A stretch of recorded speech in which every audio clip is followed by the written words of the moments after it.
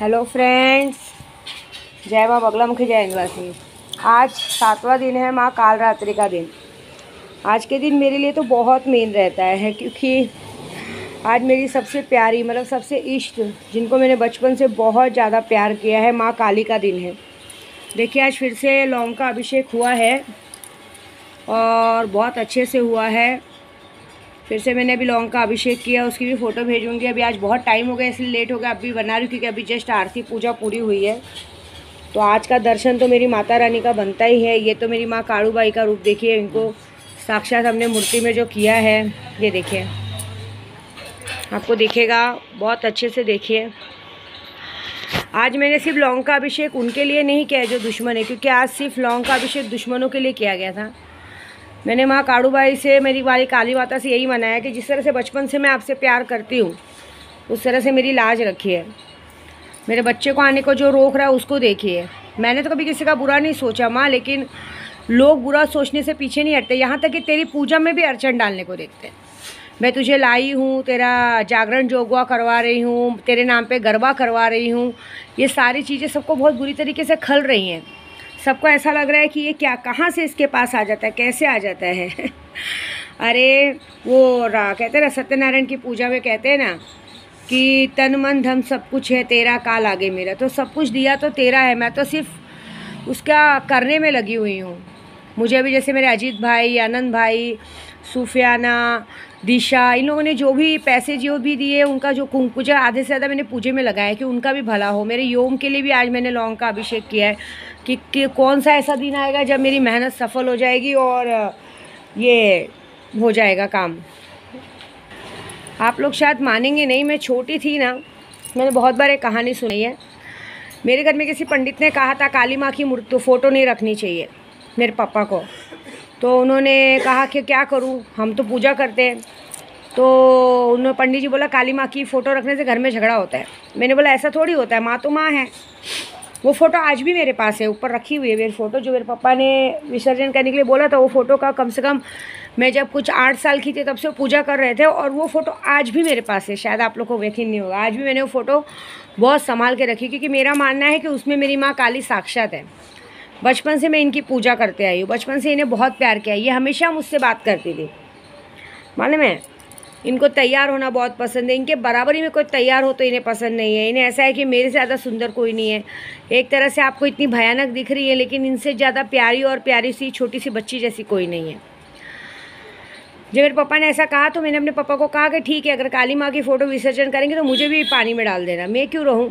आप यकीन नहीं मानेंगे, उसके दूसरे दिन वो पंडित इतनी बुरी तरह से बीमार पड़ गया। आज भी वो पंडित है, बुढ़ा हो गया है, पता नहीं, अब तो मुझे नहीं मालूम होगा कि नहीं, लेकिन आज भी वो पंडित है, वो बीमार पड़ गया। और तुरंत मेरे पापा को कहते हैं कि कौन है आपके घर में जो ऐसा हो गया। ऐसे मतलब इनको बचपन से मेरे साथ है। देखिए ना, बचपन से काली माँ के रूप में साथ में थी, उसके बाद बगलामुखी के रूप में साथ में आई, फिर माँ दक्षिणेश्वरी। आप यकीन नहीं मानेंगे, मैं जब बहुत उदास होती हूँ ना, तो मेरे फेसबुक के ज़रिए या कहीं ना कहीं माँ दक्षिणेश्वरी, माँ काली की फ़ोटो मेरे सामने आ जाती है और कहती है कि डरती क्यों है, मैं तेरे साथ हूँ ना, टेंशन क्यों ले रही है। और उसके बाद भक्ति में शक्ति कहते हैं ना, बाद में फिर ये काड़ूबाई के रूप में। काड़ूबाई भी तो काली माँ का ही रूप है ना, सिर्फ नाम थोड़े से अलग अलग हैं, लेकिन आती तो वो उसी रूप में है मेरे पास। प्यार तो मुझे वो हमेशा काली माँ के रूप में ही की, मेरी माँ विंध्यवासिनी के रूप में की है। विंध्याचल में मैं जाती थी बचपन में, तो वहाँ कुछ खाने नहीं मिलता था, तो मैं अपने पापा को कहती थी कि पापा यहाँ पे कुछ खाने नहीं मिलता है। एक बार मैं गई थी तो रात को कुछ नहीं मिला था, क्योंकि पहले वहाँ सिस्टम क्या था, खुद से बनाओ, कढ़ाई चढ़ाना रहता था, खुद ही पूड़ी सब्जी हलवा बनाओ। पहले वहाँ रुकने थोड़ी जाते थे लोग, रात को रुकते थे 1 घंटा, सुबह हलवा पूड़ी भोग लगाते थे माँ को और निकल चलते थे। पहले माँ के हलवा पूड़ी का भोग लगता था, अब बंद कर दिया है, बहुत खिचपिच हो जाता था। माँ के घर मंदिर के अंदर बहुत गंदगी हो जाती थी, मतलब वहाँ से अभी सब दूसरी जगह चढ़ाते हलवा पूड़ी। लेकिन यकीन नहीं मानोगे, मैं जब गई तो मैंने कहा था कि मैं बड़ी होंगी ना तो मैं यहाँ आके होटल खोलूँगी। देखिए माँ का प्यार, मुझे चतुरानंद जैसा प्यारा सा भाई दिया, गायत्री पैलेस जैसा होटल दिया। मैं आज भी वहाँ जाती हूँ, मैं उनकी सगी बहन नहीं हूँ तो हम सगी से बड़ी हूँ तो हम दोनों भाई बहन विंध्याचल के माँ बच्चे हैं, क्योंकि माँ विंध्यवासिनी के हम बच्चे, और विंध्यवासिनी में 5100 पंडित हैं हमारे, और 5100 पंडित की मैं अकेली बहन हूँ। मतलब पंडित समाज में, जैसे हम पंडित में पूजा पाठ कर रहे जो, तो 5100 पंडित की लाडली बहन हूँ। इस बार तो मेरे प्रदू ने भी देखा था मुझे कि किस तरह से सारे भाइयों ने मुझे बीच में खड़ा रह के घंटा बजवाया था। माता जी का आरती के वक्त घंटा बजा रही थी, प्रदू लोग से पीछे खड़े थे। कितना अच्छा, कितना सुहाना था। मेरे चतुरानंद भैया के ससुर जी भी खड़े थे, उन्होंने भी बोला अरे बिटिया आगे आ जाओ। तो मेरा वो सपना साकार हुआ, जो सपना मैं अभी साकार करने जा रही हूँ दिवाली में। मेरी माता रानी ने आखिर वो दिन लाया। आज से 4 साल पहले हमने भूमि पूजन किया था और आज वो दिन अब आया है कि दिवाली के टाइम पे मैं जाने वाली हूँ। दिवाली के बाद वहाँ के लिए भूमि जो मेरी जगह ली है उस जगह पे थोड़ा हम लोग परमिशन निकाल के फिर होटल का काम शुरू करेंगे, जिसमें मेरे और चतुरानंद भैया का ही पूरा मेरे लिए सबसे बड़ा योगदान मेरे चतुरानंद भैया का है। भाई के नाम पे भाई ने हमेशा धोखा दिया है, लेकिन माँ विंध्यवासिनी ने मुझे एक ऐसा भाई दिया है जिसके मन में ना छल कपट ना पाप कुछ नहीं है। एक छोटा सा प्यारा सा भाई, गुंडे में गुंडा, अच्छे में बहुत अच्छा। मैं ऐसी झूठी तारीफ़ नहीं कर रही, वो सच में तारीफ़ के काबिल है। सच में कसम से बोलूँ ना, कहते ना वीर हो तो ऐसा हो जो बहन के पर बलबल जाए। अब मैं दिवाली के बाद जाने वाली हूँ, भूमि पूजन हो चुका है तो जगह के काम के लिए जाने वाली हूँ। तो बहुत जन अड़चन डाल रहे हैं, बहुत जन। अभी भी इसमें भी जलन है, ये नहीं देख रहे कि वहाँ धर्मशाला बनेगा। आज भी विंध्याचल में कितने पंडित आते हैं, सॉरी पंडित बोल रही हूँ, कितने भक्त आते हैं, स्टेशन पे रहते हैं, स्टेशन पे रहते हैं, वहीं खाना खाते हैं, वहीं स्टेशन पे सोते हैं। सोचिए, उन्हें खाना भी नहीं मिलता है, उनको रहने की फैसिलिटी नहीं, जो कि हमारे गायत्री पैलेस में है। झूठ नहीं बोलो, हमारे गायत्री में ज़रूरी नहीं आप होटल लो। मेरे भाई ने इतनी फैसिलिटी रखी, इतना बड़ा होटल बना के रखा है कि कोई भी इंसान 1-2 घंटे के लिए भी आके 100-200 रुपये दे के 1-2 घंटा आराम कर सकता है। हमारे होटल में ये फैसिलिटी है, ऐसी बात है। तो भी कुछ लोग जिनके पास बिल्कुल पैसा नहीं, वो क्या करेंगे, वो आते। तो हम भाई बहनों ने मिलकर, पूरे पंडित समाज ने फैसला किया है कि एक धर्मशाला बनवाएंगे, जिसमें बहुत कम बजट में लोगों को, जैसे जिसका परिवार 10-12 जन आ रहे हैं, बहुत कम बजट में रूम्स देंगे अवेलेबल करके, उन्हें खाना देंगे। जैसे शिरडी में प्रसाद है, 40 रुपये 50 रुपये प्लेट प्रसाद है, वैसे हम योगदान करेंगे। वो धर्मशाला सिर्फ मेरा नहीं रहेगा, मेरा और मेरे चतुरानंद भैया का रहेगा, और उसमें पूरा विंध्याचल मंदिर आधा वो है। हमने वैसा कुछ किया है, हमने एकदम 60-40 का। मैं ऐसी नहीं हूँ कि मैं अपना काम कर रही हूँ तो मैं ही नहीं, मैंने ऐसा किया है कि सीधा 30% हमने मंदिर को दे दिया कि उस भंडारे में, उस धर्मशाला में जो भी कमाई होगी, जो भी पैसा आएगा, उसमें से 30% हम मंदिर में देंगे। उसके बाद 70% में हम दोनों भाई बहन आधा लेंगे। मैं ऐसी हूँ क्योंकि संभालने वाला मेरा भाई है। मेरे प्रदू को भी मैं वो सब जगह दिखा रही हूँ, मेरे बच्चे तो आगे संभालेंगे।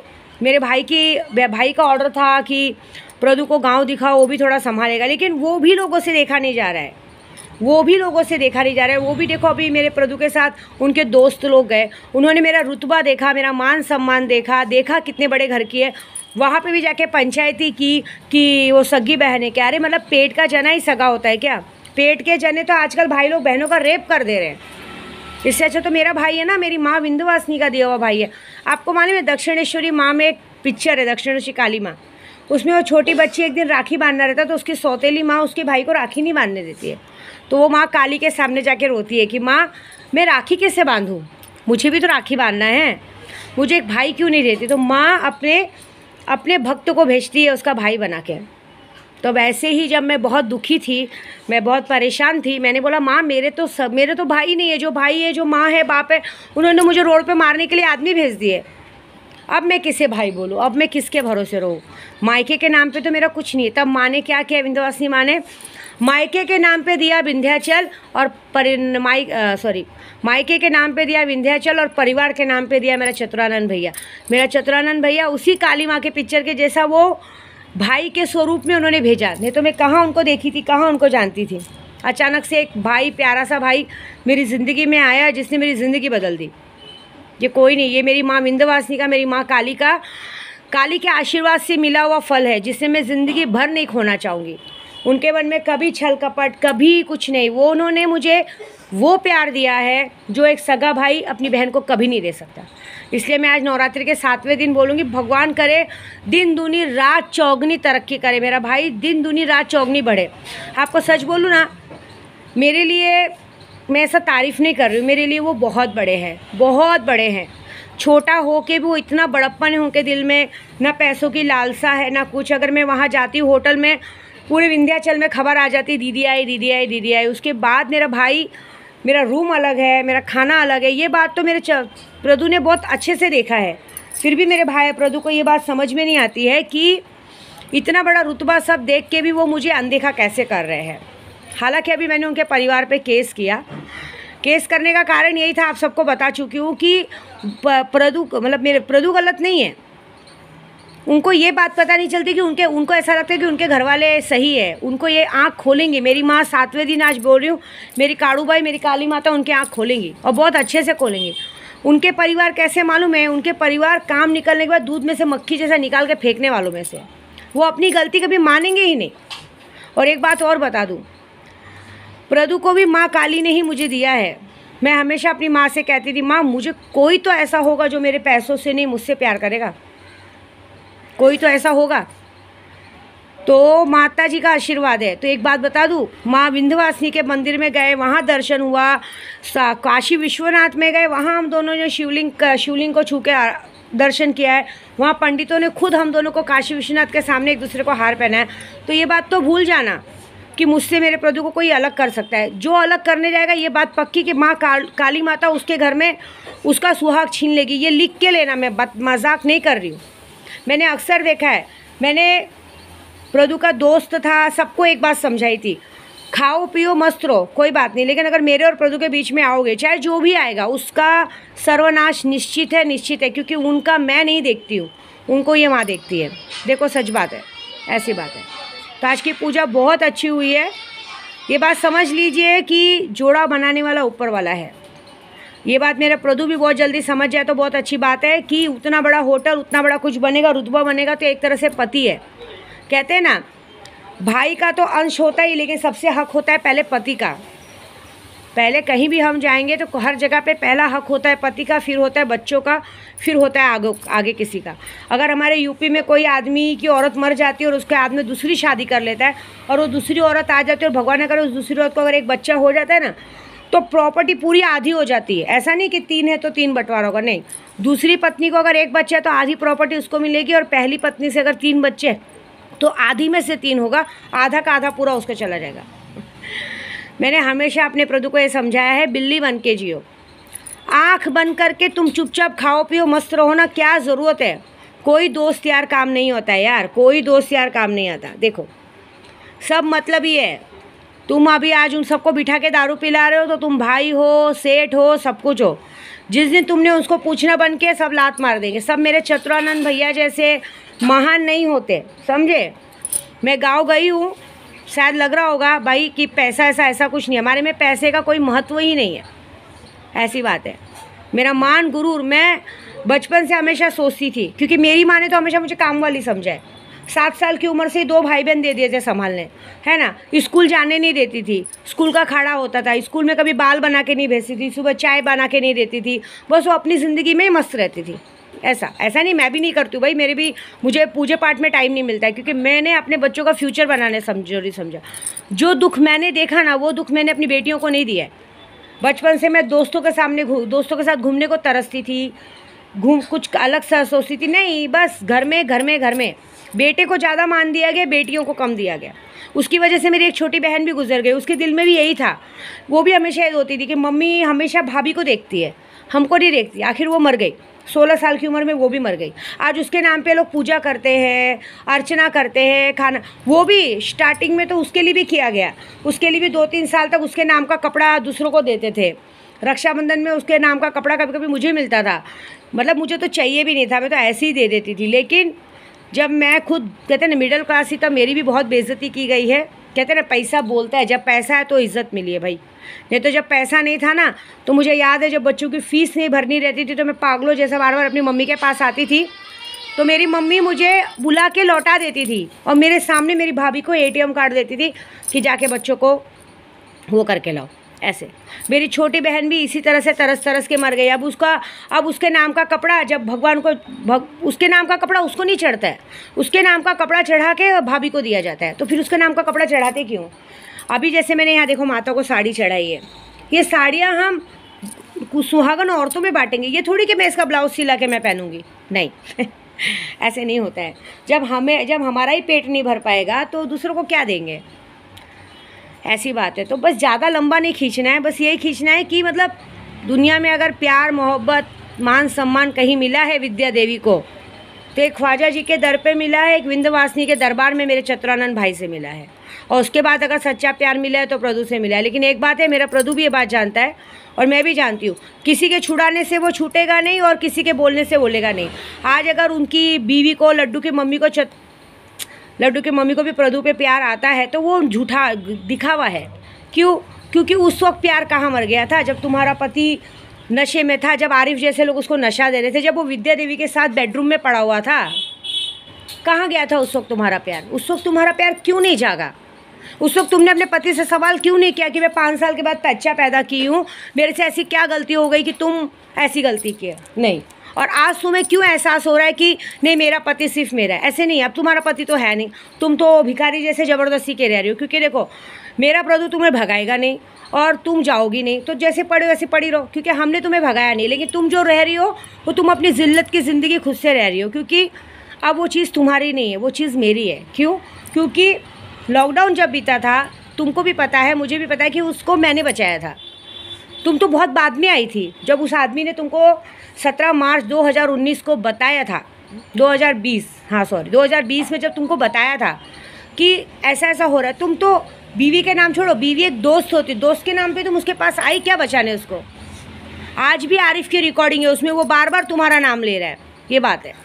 अब वो षड्यंत्र रच रहा है क्या? देखो, मैं बोलता हूँ अगर आरिफ षड्यंत्र रच रहा है, ठीक है, तुम क्या कर रही थी बताओ? तुम्हें ज़रा भी तकलीफ़ नहीं हुई कि 5 साल बाद मेरा बच्चा पैदा हुआ और मेरा पति किसी औरत के पास चला गया? तुमको नहीं लगा कि उसको जाके बात करना चाहिए? क्यों नहीं लगा? अरे अगर उस वक्त तुम आके मुझे भी जेल में डलवाती ना, तो मैं सर आँखों पे हाँ मेरी गलती है, लेकिन उस वक्त मेरी भी गलती नहीं थी ना। उस वक्त ये था कि भाई मुझे भी नशा देगा था, लेकिन चलो उस वक्त हम देखते। फिर आज कौन से हक से तुम बार बार मेरे और प्रदू के बीच में आती हो? कौन से हक से तुम लड्डू का जिम्मेदारी देती हो?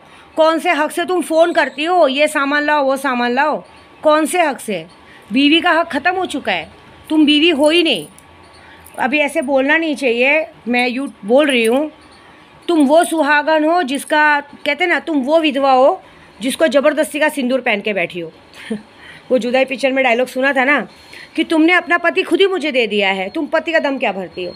तुम्हारा पति है ही नहीं वो, तुम सिर्फ इस दुनिया की झूठी दुनिया के सामने बीवी बन के रह रही हो। लेकिन तुम अपने सच्चे दिल पे हाथ रखो और बोलो तुम बीवी हो क्या? तुम बीवी कहलाने लायक हो क्या? तुमने एक परिवार तोड़ दिया। अच्छा खासा मेरा प्रदू जेल से छूट के आया था, अच्छा खासा अपने माँ बाप के साथ रह रहा था, मेरे साथ रह रहा था, दोनों को देख रहा था। क्या मिला तुम्हें उसको गौतम नगर ले जाके? क्या मिला तुम्हें? अच्छा क्या ज़िंदगी जी रही हो तुम? कोई ज़िंदगी है तुम्हारी?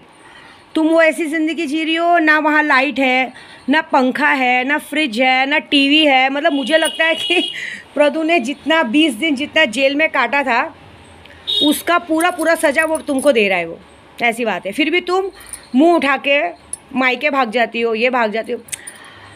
देखो, मैं एक बात जानती हूँ, ना मेरा प्रदू मुझे कभी बोलेगा कि तुम, ना मेरा प्रदू मुझे कभी छोड़ेगा, ना तुम्हें कभी छोड़ेगा, ये बात पक्की है। लेकिन ये बात मैं तुम्हें आज बता रही हूँ कि तुम जो रह रही हो उधार की ज़िंदगी है, तुम्हारा हक है ही नहीं। ये बात समझो। विद्या देवी अब तक कभी पुलिस स्टेशन नहीं पहुंची, नहीं तो उसी जगह पे मुझे प्रदू से शादी कराई जाएगी और मैं बोलूँगी कि मुझे नहीं चाहिए ये औरत अनजान है। क्योंकि ये औरत उस वक्त कहाँ थी जब मेरा पति मर रहा था? याद है ना, 18 जुलाई को जब मेरा पति मेरे पास आया था और 25 जुलाई को जब तुमसे मिलने गया था, तब तो तुमको लगा कि मेरा पति है। तब तक कहाँ प्यार मर गया था? वीडियो कॉल से प्यार नहीं होता बेटा, वीडियो कॉल से प्यार नहीं होता है। तुम्हें तो प्यार था ही नहीं, तुम सेल्फिश औरत हो। तुम जैसी औरतों की वजह से हम जैसी औरतों का नाम खराब है, समझ रही हो? ऐसी बात है। तो यही बात है, मेरे को ज़्यादा बोलना नहीं है। आज माँ काली का दिन है, मुझसे झूठ बोला नहीं जाएगा। तुम्हारे किए की सज़ा, तुम बताऊँ, तुम जितनी बार मेरे बच्चों का बुरा सोचोगी ना, मेरे केश होगा। देखो, ये पेट में है, ये तो होगा, ये बात पक्की है, और नहीं होगा तो मैं मर जाऊँगी। लेकिन बात बताओ, तुम जितना बार मेरे लिए बुरा सोचोगे, जितनी बार करोगी, उतनी बार तुम्हारे ही बच्चे पे आता है। इतना तो सोचो, कभी किसी का बुरा मत सोचो। पूरा लॉकडाउन चला गया, पूरे लॉकडाउन में कोरोना में कोई ऐसा बंदा नहीं जो हॉस्पिटल नहीं गया, लेकिन मेरे बच्चे घर से बाहर पैर नहीं निकाले।